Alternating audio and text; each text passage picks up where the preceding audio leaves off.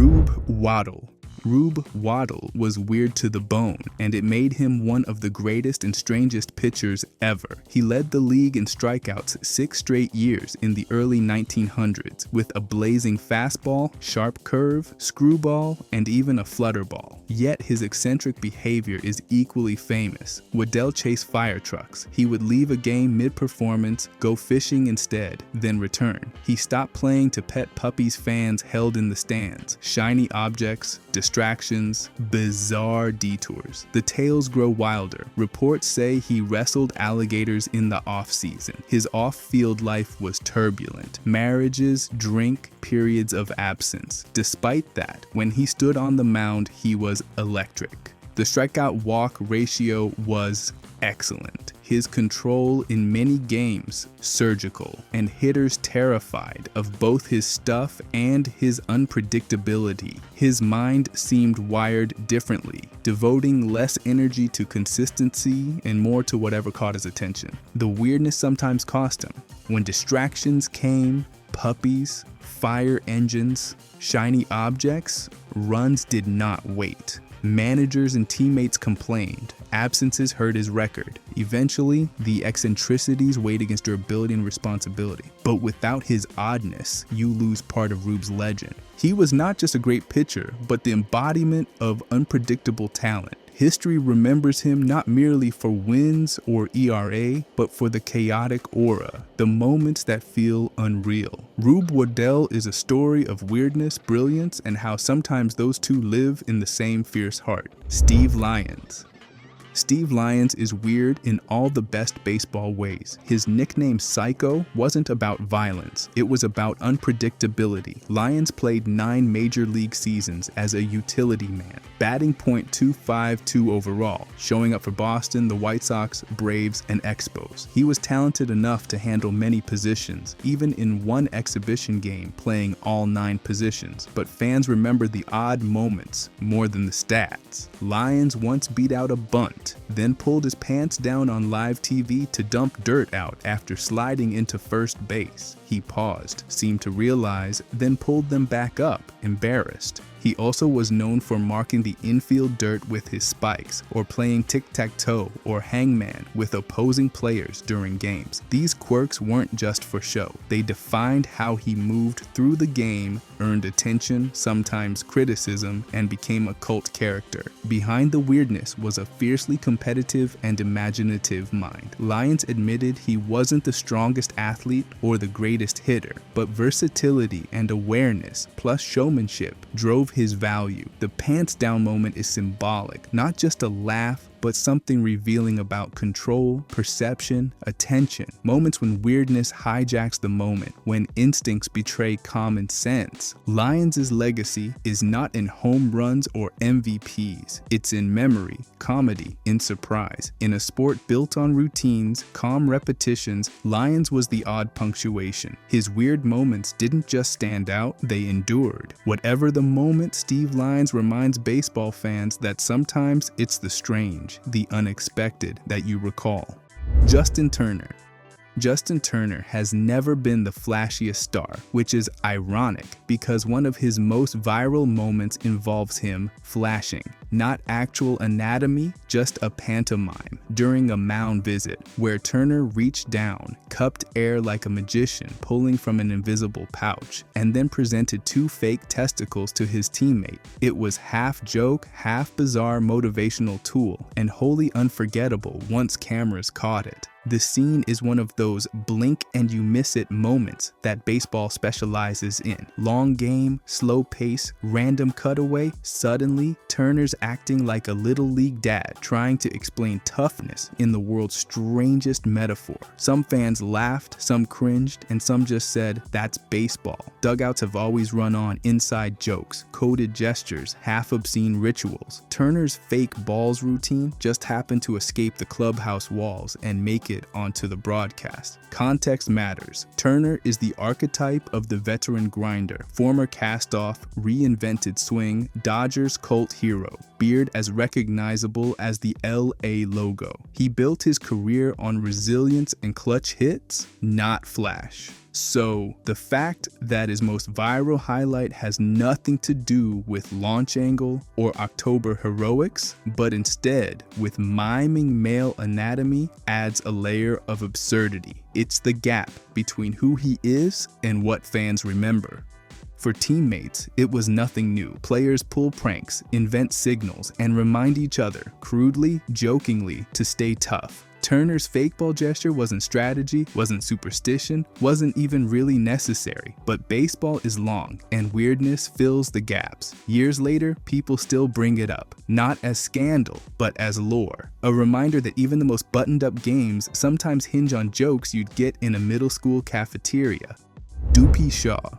Dupee Wizard Shaw pitched in the 1880s, and his weirdness lived in his delivery. He claimed to never step into the pitcher's box except from the rear, and used a windup so theatrical it baffled batters. Before releasing a pitch, he'd swing his arms, twist his body, sometimes jump, delivering with twisting motions and elaborate tempo. At times, his motion was as much performance as function, earning him both decoding criticism and fear. Statistically, Shaw had a spike year in 1884 with over 450 strikeouts, but his win-loss record remained erratic. His flamboyant style gave him deception, batters misreading release points, timing off, but also fatigue, balks, and umpire confusion. In many games, his elaborate windup may have worked for him. In others, it left him exposed to counterattack once hitters adjusted. His weakness lay in theatrics. What gave him an edge sometimes made him vulnerable. As game conditions changed, or when required to throw often, the strain of that odd delivery showed to both stamina and control. Shaw's weirdness was more than a sideshow. It was embedded in his game, for better and worse.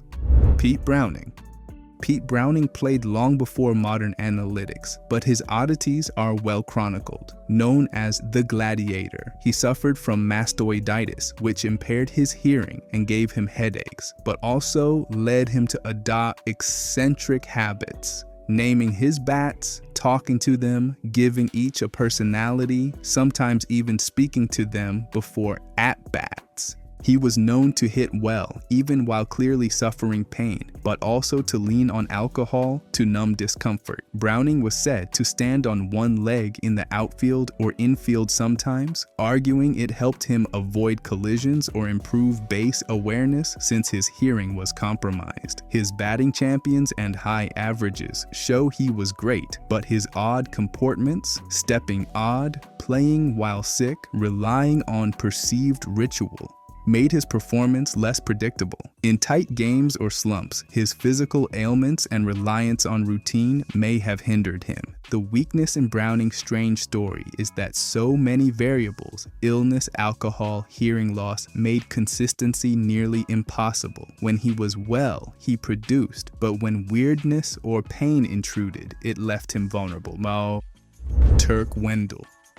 Turk Wendell was a reliever whose brilliance on the mound was matched by an abundance of quirky rituals that made him one of the most memorable oddballs in baseball history. Before every outing, Wendell would clean his teeth in the dugout, chew black licorice, take an absurd number of warm-up tosses off the mound, and build his mound of chewing gum spitting, little routines that seemed to calm his mind and sharpen his focus. He also avoided stepping on the foul lines when entering or exiting the field, choosing instead to hop over them with theatrical exaggeration. These behaviors were well documented and broadcast, sometimes amusing fans, sometimes distracting teammates. They didn't detract from his performance. Turk had clutch outings and his stuff was solid, but such rituals meant that when things got behind him, or when a routine was off, gum supply low, licorice missing, or perhaps crowd noise messing with his stomping, he seemed more rattled than many others would. The weakness in Wendell's weirdness wasn't talent, but brittleness. Small disruptions in his personal ritual environment could throw him off more than pitchers with simpler pre-game preparation. Fans came to expect the ritual as part of the performance. Without it, even good stuff could feel frayed. Boggs. Wade Boggs is legendary for his hit totals, plate discipline, and intense routine, but the same habits that created consistency also added a layer of oddness and occasional limitation. Boggs famously ate chicken before every game as part of his pre-game ritual. He would walk into the ballpark the same way, sit in the same spots, shower in specific sequences, and maintain exacting patterns throughout a season. These routines gave the appearance of control and order, but also meant that when travel, schedule changes, or disruptions came, weather delays, off-day schedule changes, the constant breaking of routine could seem to unsettle his timing or comfort. Boggs rarely slumped for long, but when he did, it was often in stretches where some of his maintenance ritual, diet, walk routes, rest, habits was compromised. His weaknesses were not about bat speed or eye-hand coordination, which remained excellent until late in his career, but about how much of his psychological rhythm depended on these external, sometimes fragile anchors. For many, Boggs was a model of consistency. For others, his rituals are what made him weird, wonderfully so, but also vulnerable to chaos outside his control. Moisés Alou. Moisés Alou earned respect for great hitting, clutch moments, and longevity, but he also had one of MLB's stranger countermeasures against discomfort, a ritual of urinating on his hands before games or batting practice, reportedly to prevent blisters. That unusual habit illustrates how physical discomfort and superstition intersect in players' lives. It's not just an oddity, it was a response to concrete physical pain, blisters, rubbed skin, grip issues, and proved by Alou's own reporting helpful for him. But there's a trade-off. Such habits can become psychological crutches. When conditions change, weather, balls, gloves, the ritual might not work, leading to discomfort or distraction. Also, odd habits can attract attention that's not helpful, especially if media or opponents latch on for drama. Alou's power and bat were never in question, but when his grip or hand comfort was compromised, if gloves shift or blistering starts anyway, those moments seem louder because of the ritual that surrounds them. His weirdness wasn't the blisters, but the way he accommodated them with a bizarre routine that both protected and exposed him psychologically. Jack Burdock. Jack Blackjack.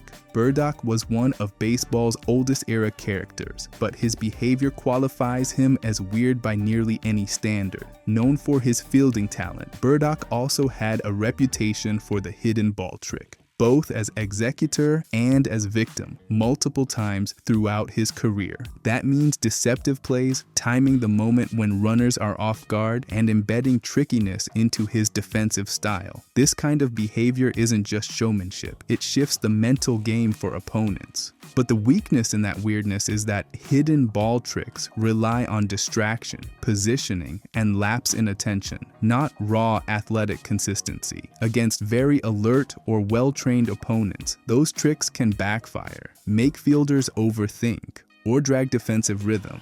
Also, Burdock's reputation for drinking and personal issues off the field adds to how his weirdness and inconsistency sometimes coupled. When personal life or physical health suffered, the showmanship couldn't compensate. It's hard to separate the artifice from the cracks. He remains memorable, not just for his glove, but for how small chaos and mental games were woven into his play.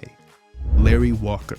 Larry Walker was known not only for his offensive and defensive excellence, but also for some superstitious habits that border on performance art. Walker was very superstitious about the number 3. He wore number 33, married on dates that included 3, used multiples of 3 in warm-ups or swings, and in at-bat routines. He took 3 swings, or some multiple thereof, before each at-bat. These rituals, while not physically taxing, required a mental commitment that could disrupt rhythm if conditions, game schedules, lineup changes, travel didn't align. On good days, they might offer comfort and focus.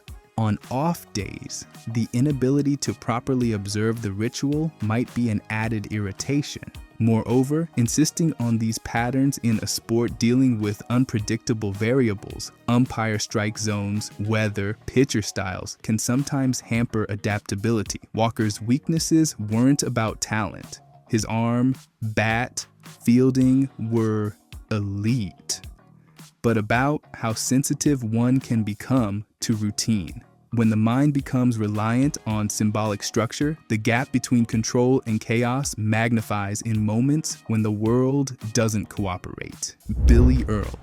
Billy Earle, a catcher in the late 1800s, was known for almost paranormal oddness in temperament. Teammates described him as having piercing eyes, an intense stare, and behavior that made others uncomfortable. He cultivated a reputation of evil eye.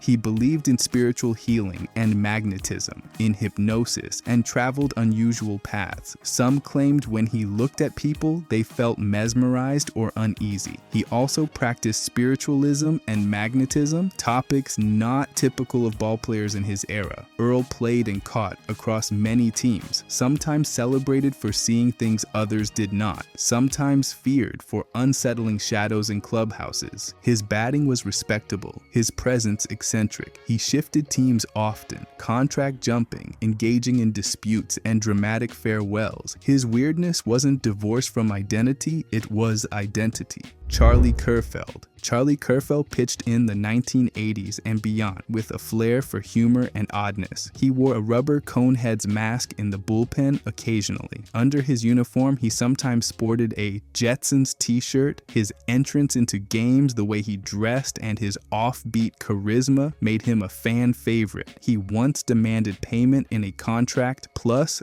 37 boxes of orange jello as a joke. Yet Kerfeld had serious stuff as a pitcher, a sharp arm, good relief numbers in his Astros tenure. His weird personality didn't erase performance, but made him memorable in ways most players are not. Teammates smiled, fans laughed, opponents watched. Kerfeld's weirdness was his brand, unmistakable. Juan Soto. Juan Soto is as much known for his uncanny hitting eye as he is for his transparent, sometimes theatrical routines in the batter's box. One of the most visible quirks is what fans call the Soto shuffle. After a ball may be off speed or sometimes even during similar counts, he will shift his footing, swing his hips, tap his front leg, occasionally brush dirt, adopt a wider stance, sometimes lower his center of gravity or move his back foot. This isn't just show.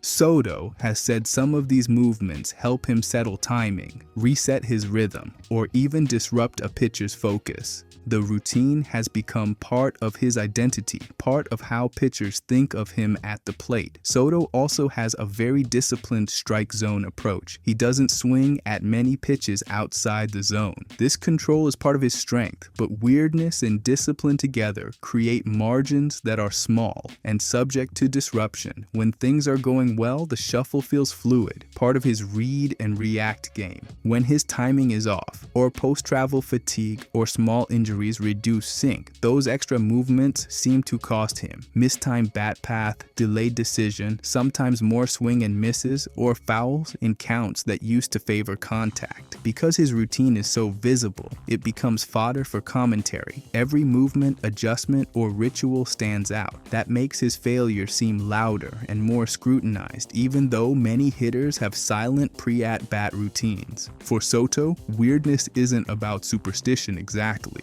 more about identity and control. It gives him consistency, swagger, and an edge, but it also creates risk, a messed up ritual, or a moment when rhythm is off, and suddenly the shuffle isn't comforting, it's cumbersome. The same idiosyncrasy that makes him mesmerizing on good nights becomes, on off nights, a sharpening point for criticism.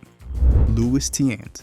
Louis Clemente Tiant was one of baseball's showmen long before showmanship became part of the brand. Known as El Tiante, he threw with a windup that was dramatic, theatrical, and completely his own.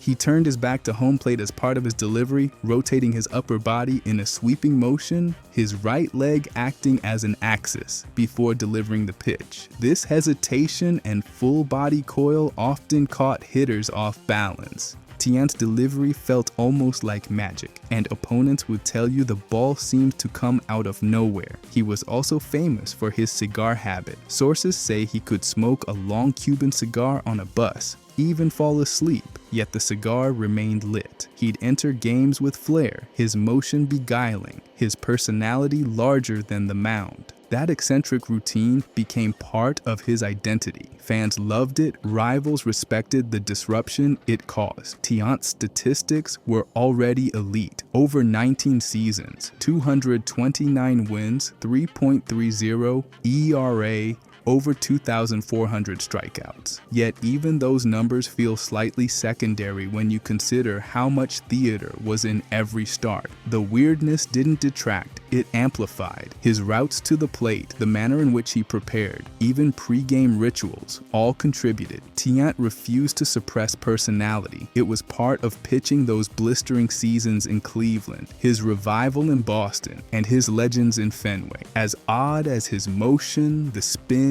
the smoke, the turn, all were consistent. Luis Tiant proves that weirdness, when tempered by excellence, becomes unforgettable. Joe Blanton. Joe Blanton carved a peculiar niche in MLB history, not just for staying in the big leagues over many seasons, but for moments that make you raise an eyebrow. Blanton wasn't a power pitcher, but he earned a reputation for wandering stuff, leaving too many pitches over the plate, exposing himself to homers. In 2008, pitching for Philadelphia, he became the first Phillies pitcher ever to hit a home run in a World Series game, a stat so unlikely many people still talk about it. His 261 regular season plate appearances that season yielded almost no offensive reputation. This home run put him into lore.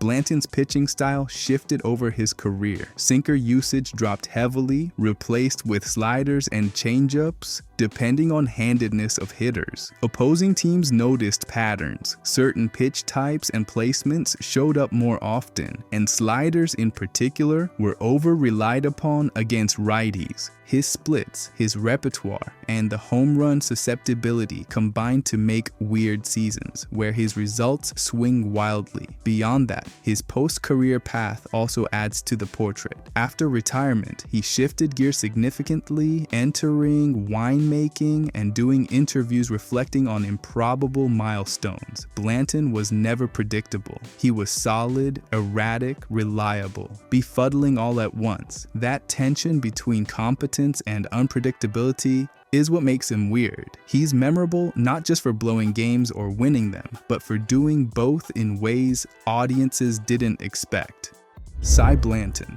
Cy Blanton played in the 1930s, and while not quite as well known as some contemporaries, he was deeply weird in his own way. A right-handed pitcher who threw a screwball, Blanton came for Oklahoma, pitched for the Pirates and Phillies, and at his peak led the National League in ERA in 1935. He was an all-star multiple times, but what stands out is how he blended serious performance with what felt like unpredictability. The screwball itself was a rare and challenging pitch to maintain, and Blanton used it often enough to unsettle lineups. His career win-loss record, 68-71, doesn't leap off the page, but his performance, run prevention, shutouts, strikeout totals show moments of excellence. Teammates and press remarked on his physical build, effort, and demeanor, that sometimes his control wavered, especially when that screwball didn't behave. Memories from fans describe days when his pitches seemed to move in impossible ways. Other days when the pitch simply bounced over the plate. The variance gave him a kind of mystique. Without modern pitch tracking, the pitch trajectories, control variation, and occasional wildness fed into narrative of him being unpredictable. He wasn't showy in ritual or costume, but his baseball weirdness came from the pitch itself, the dagger-like breaking ball, and the tension between precision and chaos. Cy Blanton stands as a player where the pitch tool and its inconsistency become part of identity. Dory Dean. Dory Dean played just one MLB season, 1876, for the Cincinnati Reds, posting a record of 4-26. Those wins came with a team that was losing often, but among his short data footprint comes one fun peculiarity. During that season, he used a pitching motion in which he twisted his body so far that his back would face the batter momentarily before delivering. It was an odd style in the very early evolution of pitching, but it mattered. Batters entering the box had to adjust to his unusual windup. That delivery style, turning around, was later outlawed under rules meant to regulate pitcher deception. In his singular season, Dory Dean's weird delivery became part of how histories of early baseball tell change was coming. Pitchers experimenting with angle, delivery, deception. He didn't have the stats to match legends. His ERA was 3.73, strikeouts only 22 in 30-something innings, but his approach foreshadowed what others like Louis Tiant would later refine. Dean's oddity isn't about superstition or ritual. It's about embodiment of experimental period in early baseball where delivery norms weren't settled. In retrospective, Dory Dean is weird because he attempted something unconventional in form when many pitchers were just discovering basic control. He may have lost many more games than he won, but he threw from odd angles, twisted bodies, chased novelty in delivery, and in doing so, he stands in early baseball as a landmark of style-meeting struggle. Herb Washington. Herb Washington wasn't a pitcher or slugger, baseball's only designated runner. In 1974, Oakland, fundamentally, he had no experience hitting in pro baseball. His claim to fame was speed. Washington was employed purely for base running. He entered games to pinch run for someone, then scored or stole bases or advanced on plays, but never batted. His fielding was minimal, his batting inexistent. Washington's presence is weird because MLB built a roster spot solely around speed and running, no bat. He stole 29 bases in 70 attempts in just 87 games, always coming in when speed was paramount. Late game, pinch, run, force a throw, distract the defense. His identity on the A's was not as a hitter or fielder, but as motion. In moments, that motion changed games. Sometimes pitchers or catchers misplayed throws. Sometimes Washington scored from second on a double. His glove work never mattered. It's bizarre in baseball to have someone with no batting stats, yet repeat appearances. Herb Washington is remembered not for home runs or ERA, but for being pure speed, no bat, a weird but unforgettable experiment in specialization. Ed Porray. Ed Porray stands out in MLB history almost entirely because of a single weird fact. He is the only Major League Baseball player known to have been born at sea. His birth certificate lists at sea on the Atlantic Ocean as his birthplace, a detail that makes him unique in baseball annals. Porray's Major League career was extremely brief. He pitched just 3 games in 1914 for the Buffalo Buffs of the Federal League. His statistical legacy is minimal. He logged around 10 innings, giving up earned runs enough to leave an ERA near 4.35. No strikeouts to his name in that stretch, but the weirdness of his origin gave him a kind of mythic aura. Fans and baseball historians often cite him when talking about unusual baseball trivia, not superstitions or performance quirks, but something that can't be repeated. Despite being almost anonymous as a player, the story of Ed Porray is oddly poetic. Career tiny, life origin immense. His weakness, such as it was, wasn't with glove, bat, or fielding. It was simply lack of opportunity and the ephemeral nature of his MLB presence. Porray is remembered not for stats, but for spectacle. Born at sea, played 3 games, then vanished into relative anonymity. That makes him weird, not in behavior or ritual, but in existence. In a league full of legends and lifers, his footprint is faint, yet unforgettable. Baseball loves superstars, but it also treasures oddities, and Porray may be one of the oddest. Tom Brennan. Tom Brennan, a pitcher active in the early 1980s, earned the nickname the Gray Flamingo for possessing one of the more bizarre deliveries in recent MLB memory. During his time with teams like the Cleveland Indians and White Sox, Brennan would occasionally pause mid-windup, balancing momentarily on one leg, transforming a routine pitch into something visually odd. Though his career was modest, he never became a top starter. This unconventional motion made him stand out. Baseball announcers, teammates, and fans remarked on how unsettling his timing could be, both for him and for hitters trying to pick up release points. The unnatural hesitation or pause altered rhythm. One flicker off balance could lead to wild pitches or loss of command. Statistically, Brennan's peak performances were unremarkable, and he didn't have a long shelf life as an MLB pitcher, in large part because consistency is essential for pitching. Velocity, control, stamina all require repeatable motion. The stop-and-go leg pause weakened his ability to throw strikes in close games and likely increased stress on his lower body. Brennan's career shows that odd mechanics may catch attention and sometimes generate deception, but they're fragile. Hitters can adjust, umpires notice balks, and fatigue exaggerates what might be minor flaws in rhythm. Tom Brennan's pitch style didn't lead to Hall of Fame numbers, but its oddness left a lasting image. Weirdness as identity is fine. Just expect weakness in consistency as the cost. Bill Lee.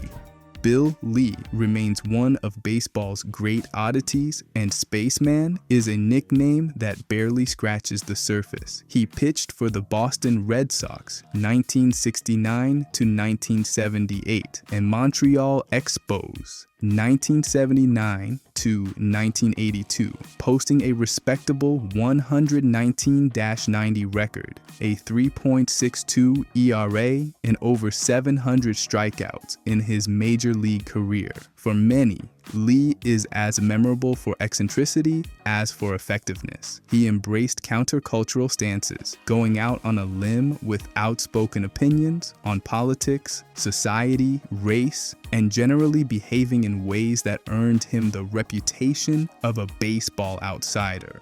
Physically, Lee developed a signature Lepus pitch, a variant of the Ephus pitch. It arcs so slowly and deceptively that batters are thrown off not just by speed, but by trajectory. The Lepus underscored Lee's blend of craft, showmanship, and unpredictability. Off the field, Lee's weirdness only deepened. He spent time as a writer, political voice, speaker on environmental issues. He once ran for governor in Vermont. He disputes much conventional wisdom in baseball.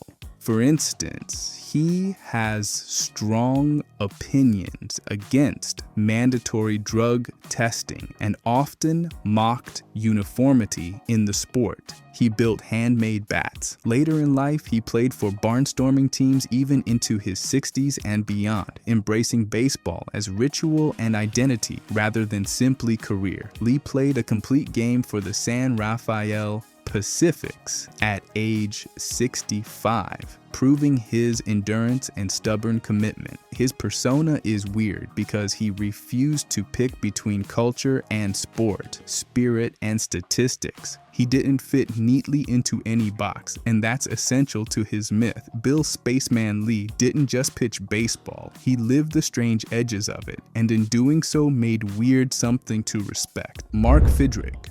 Mark Fidrych, known as the Bird, didn't just pitch, he performed. In the mid-1970s, watching Fidrych on the mound felt like watching part athlete, part street performer. He'd talk to the baseball, smooth the mound with his hands, feast on crowd energy, visibly react to every hit or pitch. These behaviors weren't just for show, they reflected an extreme focus on the minutiae of the game. His mound rituals allowed him to stay mentally dialed in, to sense momentum, to treat each batter like a fresh scene. But that weirdness came with cost. His emotional investment and theatrical style often made him vulnerable to distraction or physical breakdown. Fidrych's arm wore down faster than many expected. His workload went up, but recovery and durability didn't always match the intensity of the performance. When nights got long, or fans were loud, or conditions shifted, warm-ups, mound texture, shine on the ball.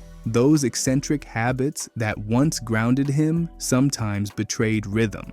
Opponents found that pressure could upend his composure, mistakes magnified because his style left little room for mechanical or mental slack. Fidrych's statistical peaks, ERA, strikeouts were impressive, but the fragility in his body and psychology meant that injuries and inconsistency followed. He remains one of baseball's most beloved oddballs, not in spite of his eccentricities, but because of them. The weirdness was part ritual, part necessity, but underneath, the weakness was that when ritual failed or fatigue struck, there was less reserve. Mark Fidrych reminds us that in baseball, weird can make magic, but it also narrows margins. Baseball has always been a haven for the odd, and these weird MLB players show that eccentricity can be both a strength and a liability. Whether it's superstitions, bizarre rituals, or unconventional styles, their quirks set them apart and, in many cases, helped fuel greatness. But weirdness isn't invincible. When routines are broken or pressure mounts, what once seemed charming can become a hindrance. Still, in a sport built on timing, repetition, and failure, the weird often thrive by leaning into what makes them different. Baseball needs its oddballs. They remind us that personality and performance are never mutually exclusive.